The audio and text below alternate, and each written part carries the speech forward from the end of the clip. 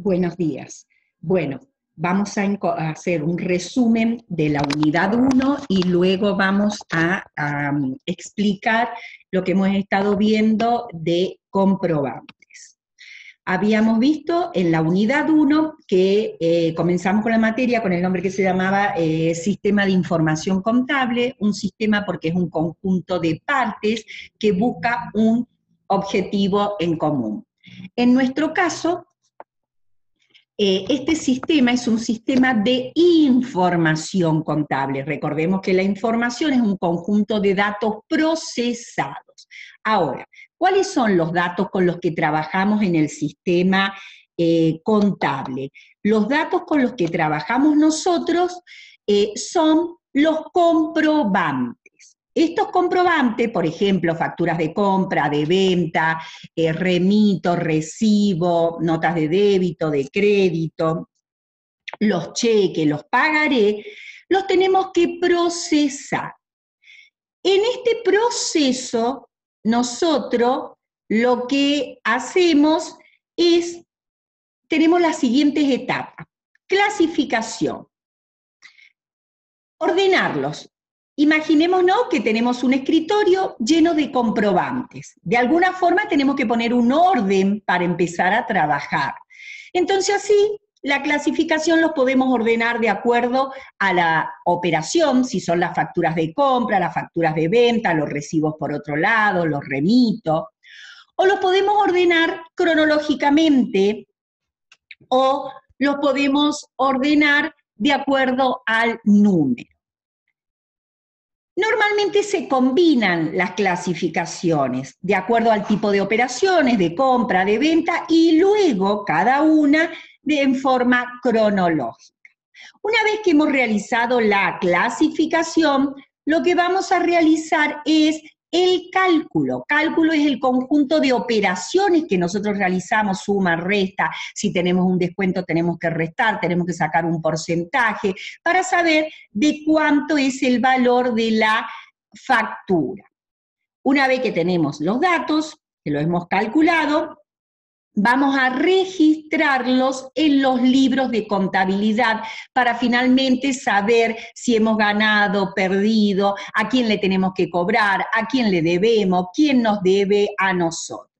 Y finalmente lo que vamos a hacer es almacenarlo, es decir, guardar estos comprobantes. Justamente la FIP nos obliga a guardar 10 años los comprobantes. Una vez que hemos hecho todo el proceso contable a través de todos los registros que vamos a empezar a estudiar ahora, tenemos la salida de la información. La salida que es la información útil y para qué sirve para tomar decisiones. ¿A quién le entregamos esta información? Tenemos dos tipos de destinatarios, los internos, o sea, los que están adentro de la empresa, y los externos, que son los que están afuera de la empresa. Los destinatarios o usuarios internos son los dueños de la empresa, el gerente, los que la administran, los distintos tipos jefes de sección e incluso los empleados. O sea, todos los que formamos parte de una organización somos los usuarios internos de dicha organización.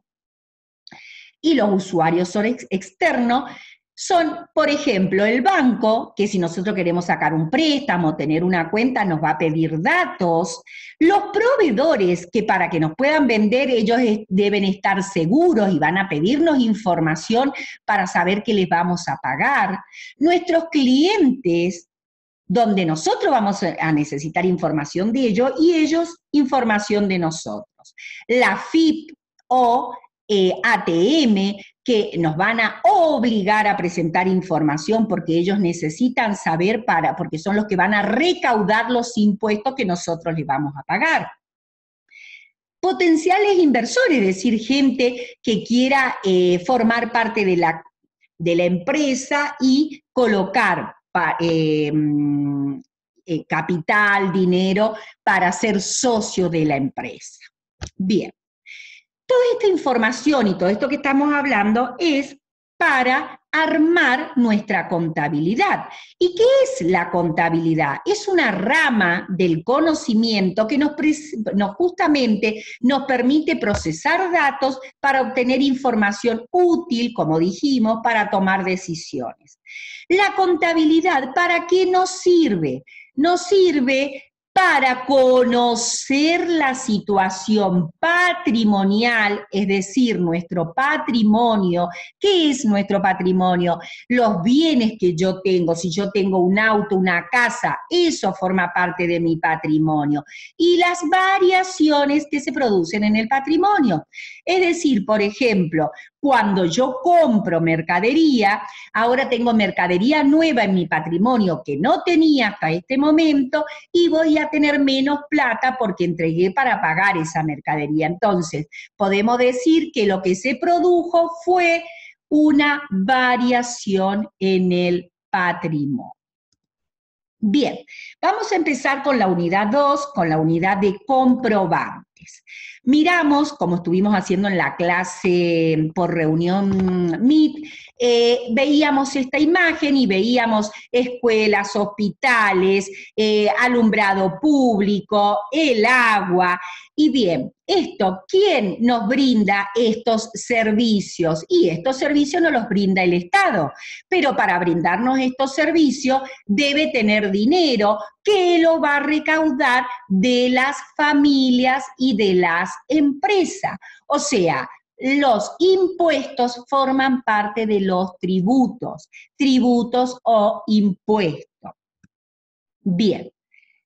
Entonces, como estábamos diciendo, la contabilidad es una parte de la información que nos va a servir para determinar nuestro patrimonio. Y los datos con que cuenta este sistema de información son los documentos contables, que los vamos a, los vamos a procesar y los vamos a registrar en los libros de contabilidad. Bien. Operaciones de compra y venta. Vemos que una compra y venta tenemos distintas formas de realizar el pago. Este pago puede ser al contado. Cuando hablamos del contado, no solo es entregar los billetes, también se considera contado cuando yo le doy un cheque que lo puede hacer plata hoy día, puede ir al banco y cambiarlo por plata hoy día, y cuando yo entrego la tarjeta de débito, porque recuerden que dijimos que cuando yo pago con una tarjeta de débito, inmediatamente me están sacando la plata de mi cuenta y la están colocando en la cuenta del negocio. Entonces, una forma de realizar la compra-venta es al contado. Y la otra forma es a plazo o a crédito, que es lo mismo.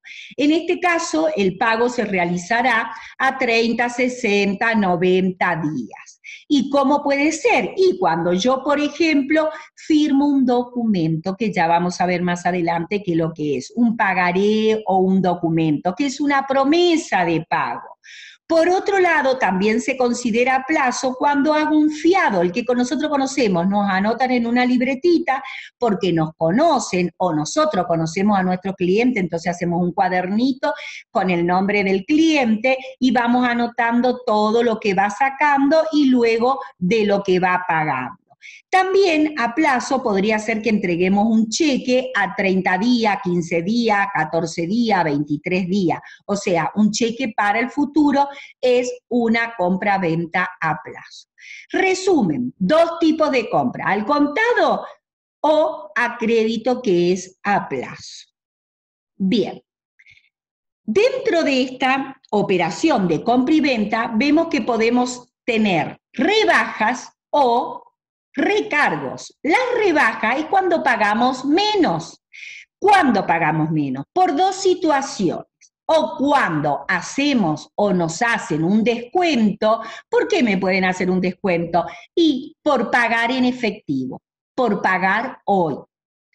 Pero hay otra forma de pagar menos, donde el nombre técnico no es descuento, sino bonificación. En la calle normalmente nosotros seguimos diciendo descuento, pero el nombre correcto es hacer una bonificación. Una bonificación también es lo mismo que un descuento, es pagar menos. Lo que lo diferencia es el motivo. Acá la rebaja no es porque pagué con billetes en efectivo, sino porque compré en cantidad, porque tienen fallas las mercaderías, porque son de años anteriores, por otros motivos, como por ejemplo porque soy cliente de la casa. Dijimos que entonces una de las formas, luego del pago, es que me hagan un descuento, una rebaja. Pero por el otro lado dijimos que también me pueden hacer un recargo. Un recargo es pagar más de lo que tenía que pagar. ¿Por qué motivo puedo pagar más? Porque no estoy pagando hoy, porque voy a pagar en cuotas, entonces me agregan un interés o porque me atrasé en el pago. Entonces, por un lado, dos formas de pagar, habíamos dicho, al contado y a plazo o a crédito o en cuotas. Otro tema que vimos, ¿cómo? ¿Qué pasa cuando hacemos una compra y venta? Dos situaciones, o nos hacen un descuento o nosotros hacemos un descuento o cuando cobramos o nos cobran más por un interés que se denomina recargo. Bien, vamos a comenzar con los documentos comerciales. Los documentos comerciales son todas las constancias escritas que realizamos en una operación de compra y venta. ¿Cuáles son las funciones? ¿Por qué es importante que tengamos ese comprobante? Por una función contable, es decir, para anotarlo en este patrimonio, para que nosotros sepamos que estamos recibiendo dinero o para que sepamos que estamos entregando dinero porque compramos mercadería. Por otro lado, también porque nos sirve como un medio de prueba en un juicio. Si hay algún problema en la compra que realicé o que me realizaron a mí, yo me puedo defender frente a la justicia siempre y cuando tenga el comprobante. Y una cuestión de control para saber lo que estoy comprando, lo que estoy vendiendo, lo que estoy pagando o lo que estoy cobrando. Finalmente, tenemos que el comprobante tiene una función fiscal, es decir, a mí me lo exige el Estado a través de la AFIP o de ATM para que paguen los impuestos. Como dijimos, hay que conservarlos, es decir, guardarlos durante 10 años. Me los pueden pedir en una inspección. ¿Cuántos ejemplares se hacen? Como mínimo 2. Normalmente en la factura, en los recibos y demás, se hacen 2. Original, que se lo queda el que compra o el que paga, y duplicado, que se lo queda el que vende o el que cobra. Nada más cuando se entregan factura A es que se hacen 3 comprobantes, donde el original y el triplicado se lo queda el que compra y el duplicado se lo queda el que vende.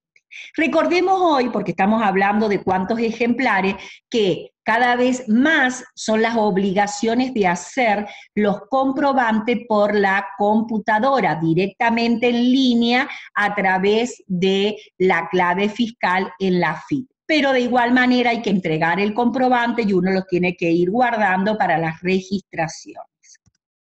Bien, dijimos entonces que eran como mínimo 2 ejemplares, duplicado, que es de color, como para distinguirlo y uno no equivocarse, se lo queda el emisor es el que vende. Y el blanco es el comprobante que se queda el que compra en una operación cualquiera. Lo mismo es para la factura como para los remitos, nota de débito, nota de crédito o recibos. Bien, ¿cuáles son los comprobantes? Un resumen de los comprobantes que vamos a utilizar en una operación. La orden de compra, que es cuando un sector de la empresa se dio cuenta que le faltaba un producto, entonces va y le dice al encargado de compra que le está faltando tal producto.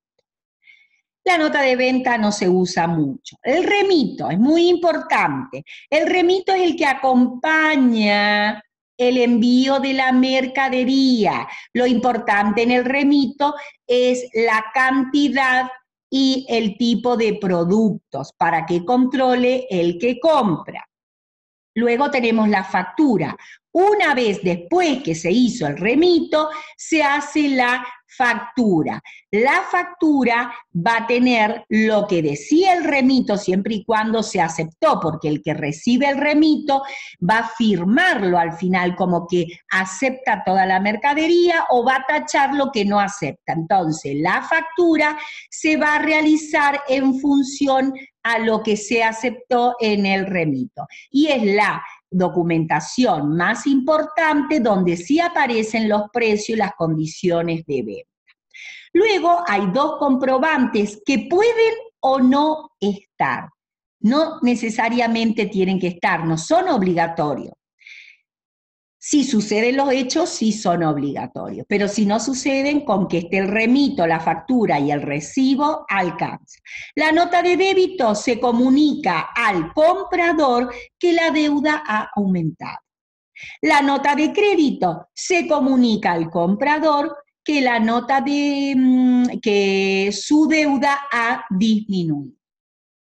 Y finalmente hay un resumen de cuenta, que es como cuando les llega a ustedes el resumen de la tarjeta de crédito. Cada negocio tiene un resumen de todo lo que compró y fue pagando el cliente. Y cada empresa tiene con respecto a cada proveedor un resumen. ¿Para qué? Para saber cuál es su condición, cuánto debe, cuánto le tienen que entregar, etc.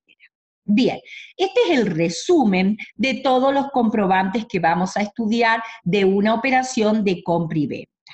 Recuerden que la nota de débito y crédito son notas de débito y crédito comerciales, porque hay otras que son bancarias, pero todavía no las hemos estudiado. Como decíamos, los comprobantes tienen requisitos que son obligatorios. La FIP nos obliga a que hagamos comprobantes con determinadas características para que sirvan como medio de prueba. Bien, ¿cuáles son los organismos que nos interesan porque van a aparecer de alguna manera como datos o requisitos en los comprobantes? Tenemos los organismos o los institutos, o los que son el encargado de recaudar los impuestos a nivel nacional, se denomina AFIP. Significa Administración Federal de Ingresos Públicos. ¿Cuál es la función de la AFIP? Y hacer normas para decir qué es lo que, cómo se cumple, qué hay que cumplir, cuáles son los requisitos. Aparte, controla para que se cumplan esas normas y también sanciona a los que no cumplen las normas o no pagan los impuestos. La FIP lo primero que nos da a cualquier negocio es el número de quit, porque a través del número de quit nos va a reconocer y nos va a entregar factura y vamos a tener que pagar los impuestos. A nivel provincial tenemos lo que se denomina ATM, porque estos dos organismos, los dos pertenecen al Estado, uno nacional y ATM al Estado provincial. Significa Administración Tributaria Mendoza. Acuérdense que tributarios es lo mismo que impuestos. Y nos va a dar el número de ingresos brutos que también está colocado en cualquier comprobante. Resumen entonces, ¿quiénes son los organismos que nos controlan a nivel nacional AFIP, a nivel provincial ATM? La AFIP me da que es obligatorio, lo primero que tengo que sacar para colocar un negocio, el número de quit, y ATM me da el número de ingresos brutos, que tiene la misma función. Bien, acá tenemos un ejemplo de una factura. Si nosotros vemos acá arriba, en la parte superior, tenemos a la izquierda los datos del vendedor. A la derecha, arriba, los datos del vendedor, pero esto que yo les decía, el número de quit y el número de ingresos brutos. Tenemos el número de la factura, el número de la factura, el tipo de factura, luego vienen los datos del comprador, y el detalle de lo que se va a comprar, en el precio unitario y el precio total si compramos más de uno. Bien, vamos a empezar a estudiar cuáles son los datos que lleva la factura. Con el mismo ejemplo que vimos recién, les he ido colocando. Vemos que acá arriba, entonces, en el encabezamiento a la izquierda, van a ir los datos del vendedor, el nombre de la empresa, el domicilio y, muy importante, cuál es la categoría frente a la FIP. La categoría frente a la FIP es responsable inscripto o monotributista o exento. Cuando yo me inscribo en la FIP, voy a tener que decir si voy a ser responsable inscripto, monotributista o exento. Y es muy importante porque depende de eso, es el tipo de factura que voy a usar. Luego dijimos del lado derecho tenemos el número de quit, que ya vamos a ver cómo se forma, el número de ingresos brutos que me lo da ATM y el inicio de la actividad. También va de este lado el número de factura, la fecha y el tipo de factura. Luego vienen los datos del comprador. Nombre, domicilio, también tengo que colocar cuál es la categoría frente a la FIP, si es responsable inscripto, si no es inscripto, si es consumidor final y cómo va a ser la compra, si al contado o en cuenta corriente.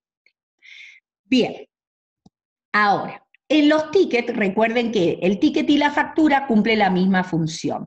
¿Cuándo se entrega ticket? Se entrega cuando es un consumidor final y la compra se realizó al contado a un consumidor final. Tiene los mismos datos, la clave única de identificación tributaria que me la da la FIP, el número de ingresos brutos que me lo da ATM, el domicilio igual que en la factura, solo que acá agrega la hora de emisión. ¿Por qué? Porque para saber que el ticket es correcto y es aceptado por la FIP, fíjense, abajo tiene que estar homologado, van a ver que dice DGI y el logotipo, como que es un controlador que está autorizado por la FIP, porque si no se podría hacer con cualquier máquina.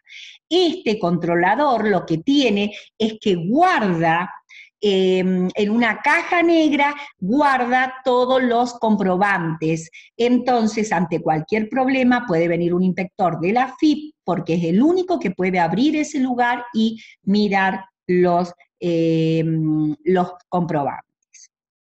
Bien. Vemos que el número de comprobante está formado por dos partes. Si ustedes miran en la factura que nosotros teníamos, está formado por dos partes. Hay 4 números, guión, y luego hay 8 números.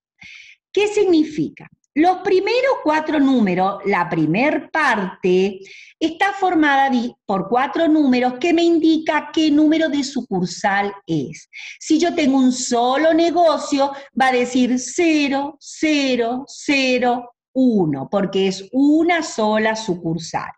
Cuando abra más adelante, si es que la abro, una segunda sucursal, va a decir 0, 0, 0, 2.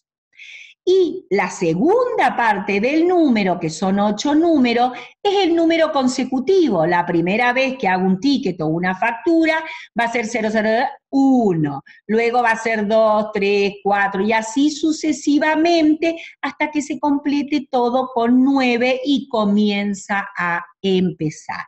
Cada sucursal, cada vez que abre una sucursal que va a tener un nuevo número en la primera parte de los 4 números, empieza otra vez desde el número, el ticket, la factura. Bien. Ahora miremos cómo se determina la clave, el quit. El quit, recordemos que dijimos que me lo da la FIP a nivel nacional.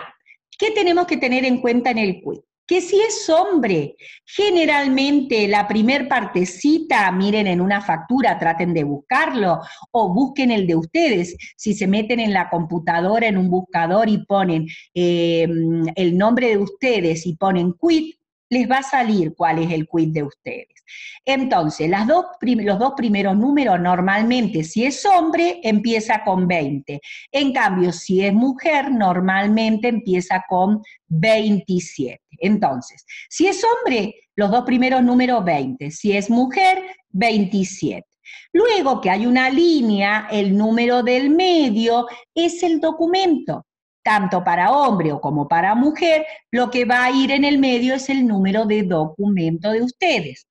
Y al final hay un solo numerito que es un número que va a ir entre el 0 y el 9, puede ser 1, 2, 3, 0, 9, 7, 8, un solo número que está sacado a través de un cálculo que se realiza y lo determina la AFIP, tanto para el hombre como para la mujer.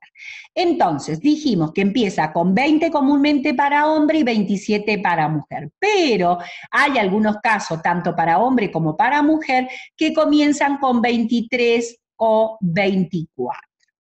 Y finalmente, si lo que quiero armar es una sociedad, si mi negocio está armado por más de una persona, 2 o más personas, que es una sociedad, el número de quit va a comenzar con 30. Entonces, si la empresa es una sociedad, porque los dueños son más de uno, va a empezar con 30. El número del medio va a ser un número, perdón, acá hay un error, AFIP, termina con P acá. Es un número otorgado por la AFIP.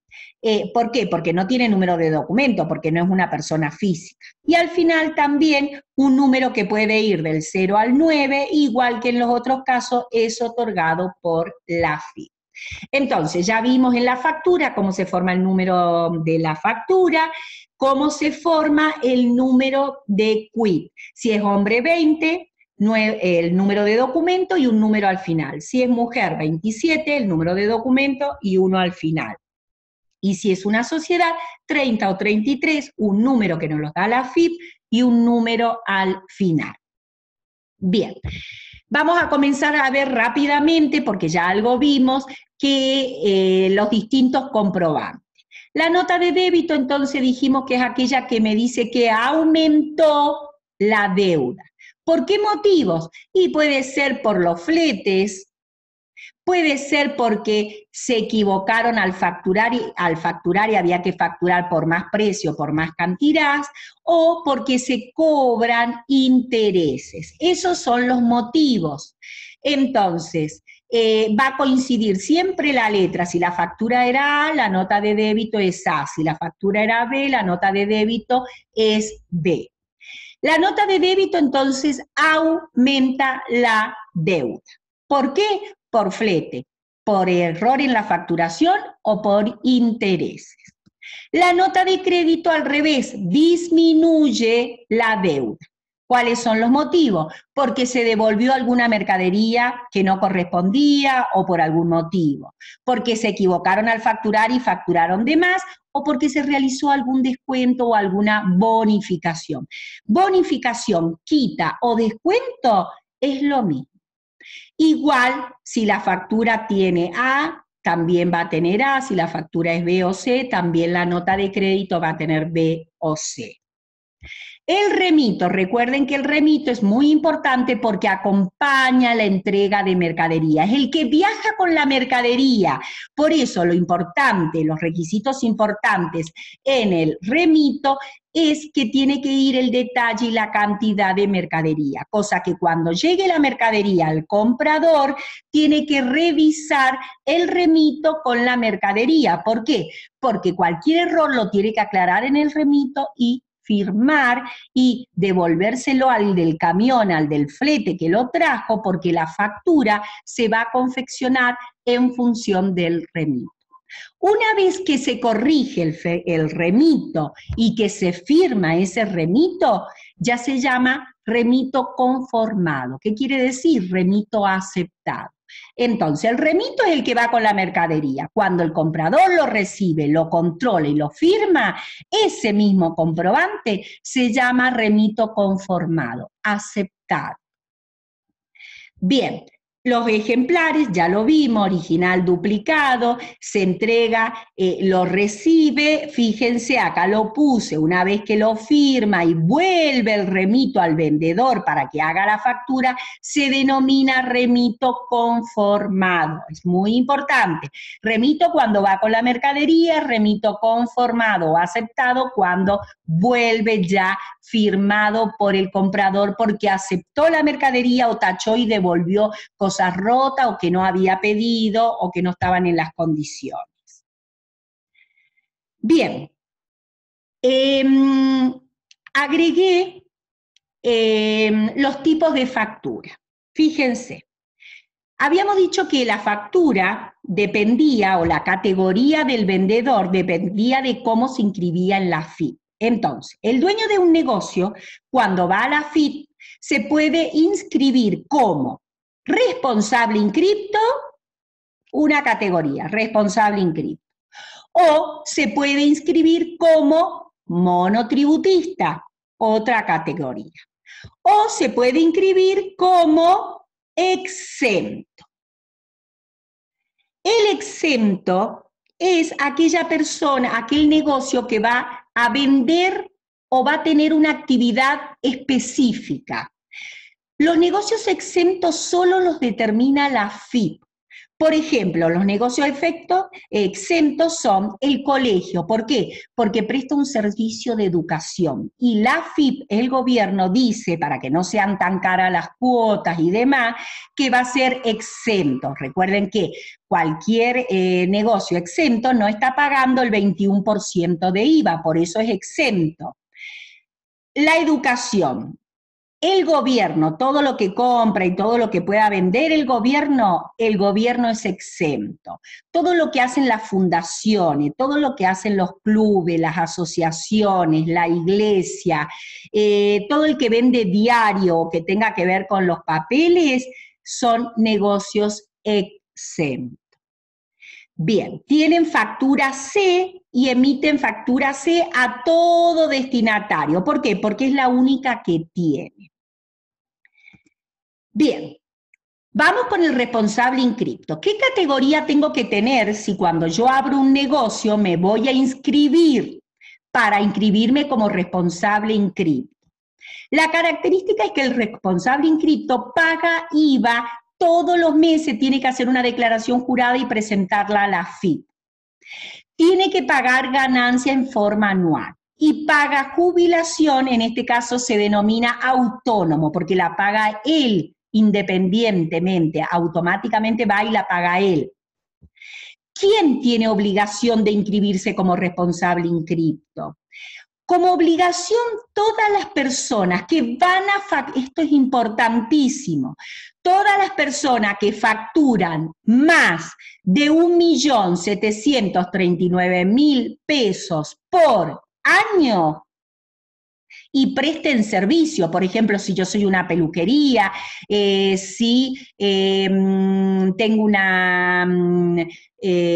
un gimnasio, si doy clases de baile, si tengo un hotel, todo el que presta servicios, si tengo una tintorería y facturo más de 1.739.493 pesos por año, es muy importante decir facturar más por año, tengo que inscribirme obligatoriamente como responsable inscripto.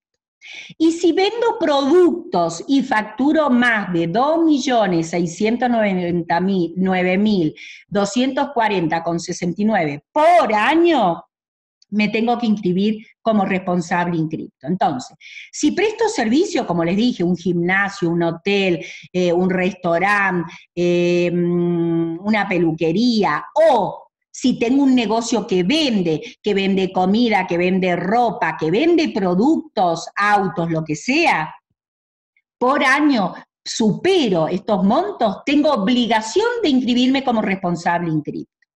Si vendo menos de eso y quiero inscribirme como responsable inscripto, sí puedo. Pero cuando me inscriba, tengo que mantenerme por 3 años como responsable inscripto. O sea, si facturo más es obligación y siempre tengo que ser responsable inscripto. Si facturo menos y quiero ser responsable inscripto, puedo inscribirme, pero después no me puedo retirar, no me puedo cambiar por lo menos por 3 años. ¿Qué facturas hace cualquier negocio que cuando se inscribe como responsable inscripto? 2 tipos de facturas tiene en su negocio, factura A y factura B. ¿A quién le entrega la factura A? Se le entrega a otra empresa que es responsable inscripto igual que él.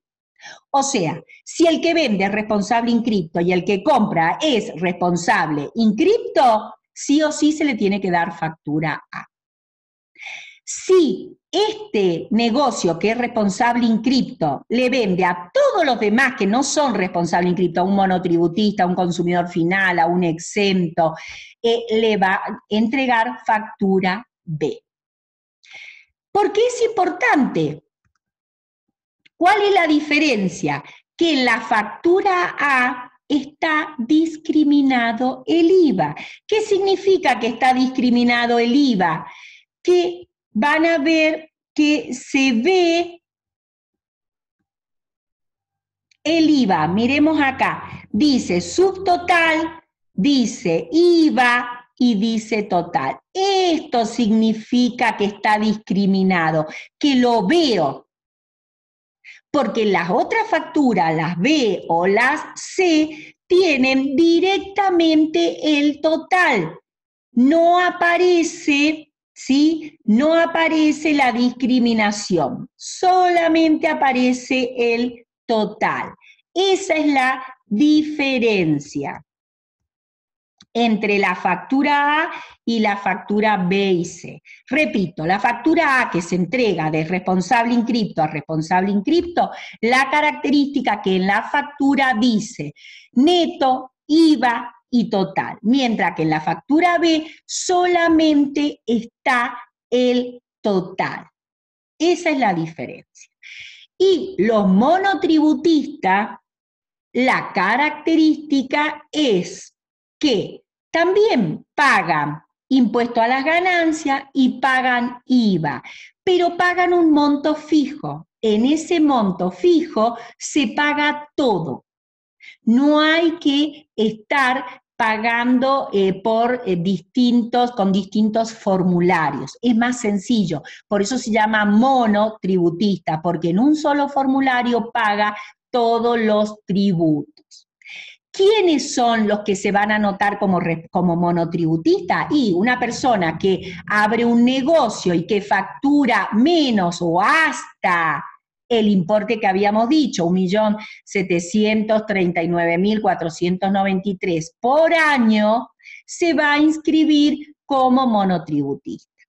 Si este quiere inscribirse como responsable inscripto, dijimos sí lo puede hacer, pero no se puede volver a monotributista por lo menos por 3 años. Mientras que si vende un producto y factura hasta 2.609.240,69 por año, se va a inscribir como monotributista.